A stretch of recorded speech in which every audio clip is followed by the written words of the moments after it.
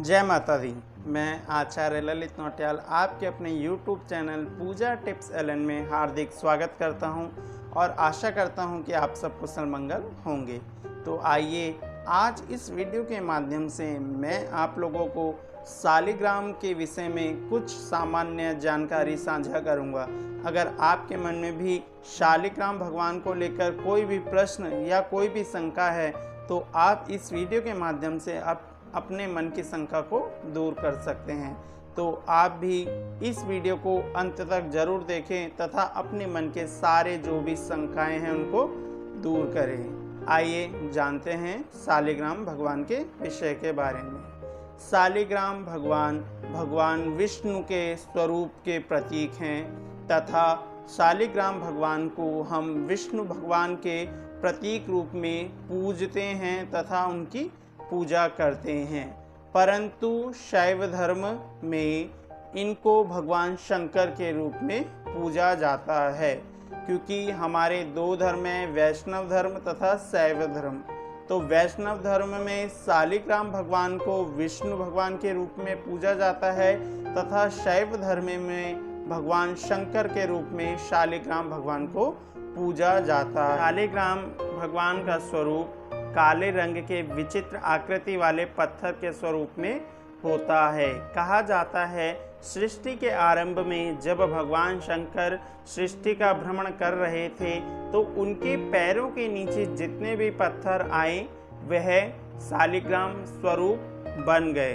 तो इसलिए भगवान शैव के रूप में भी शालिग्राम को पूजा जाता है, परंतु ज़्यादातर वैष्णव धर्म में शालिग्राम को भगवान विष्णु के रूप में पूजा जाता है। तो आइए, अगर आप भी अपने घर में शालिग्राम भगवान को रखते हैं तो उनको रखने के क्या नियम हैं, क्या सावधानी है तथा क्या लाभ हैं, जानते हैं। अगर आप भी भगवान शालिग्राम की पूजा करते हैं तो निश्चय ही आपका जो मन है वो है आध्यात्मिक की ओर जाएगा तथा आपका मन पाठ पूजा की ओर ज़्यादा लगेगा। तथा अगर आप सांसारिक धर्म में रहते हैं तो आपकी और उन्नति होती है, प्रगति होती है तथा घर में सुख शांति का वास होता है और धन की अपार वर्षा होती है।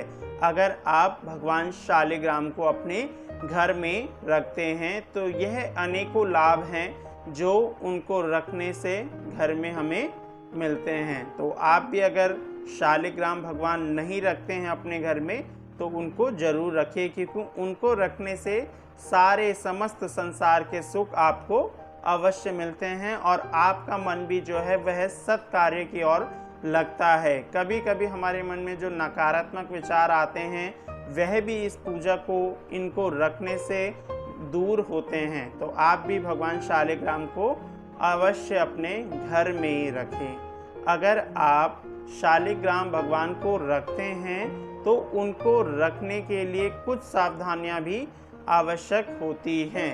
अगर आप अपने घर में भगवान शालिग्राम को मंदिर में रखते हैं तो आपका जो मन है वह भी पवित्र होना चाहिए। जिस तरह मंदिर पवित्र होता है उसी तरह आपके जो मन के जो भाव हैं वह पवित्र हो, घर का जो वातावरण है वह भी पवित्र हो।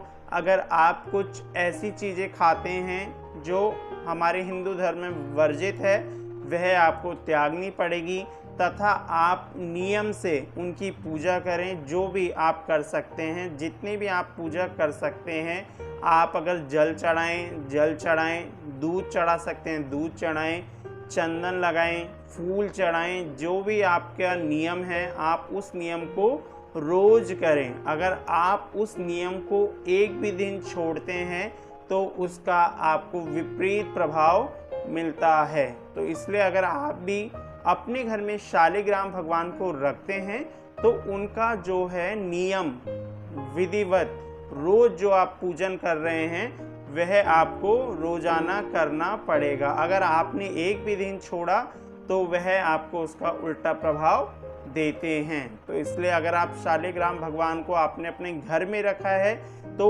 आप उनका पूजन जरूर करें, अवश्य करें। उनका पूजन एक भी दिन ना छोड़ें। शालिग्राम भगवान को ना तो आप किसी गृहस्थ व्यक्ति को दान में दें और ना ही किसी से दान में लें।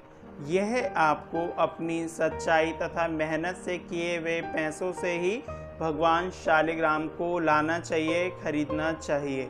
अगर आप किसी से दान में लेते हैं या किसी गृहस्थ व्यक्ति को दान में देते हैं तो वह शुभ नहीं होता है। तो आप इस बात का ध्यान अवश्य रखें।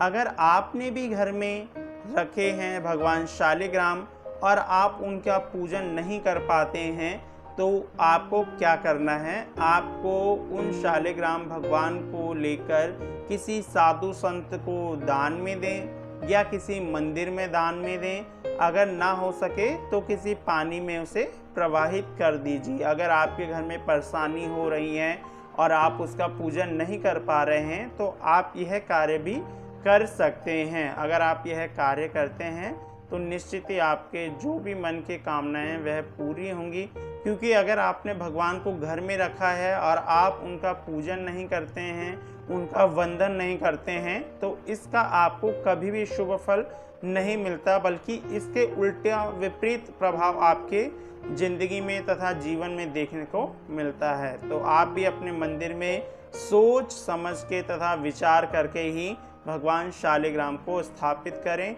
और स्थापित करने के बाद आप अपना एक जो भी नियम बांधना चाहते हैं वह बांध सकते हैं। जैसे अगर आपको उनको रोज़ पानी से स्नान कराना है, जल से स्नान कराना है तो आप जल से स्नान कराइए। उसके बाद आप वहाँ चंदन का टीका लगाइए और उनको भोग लगाइए।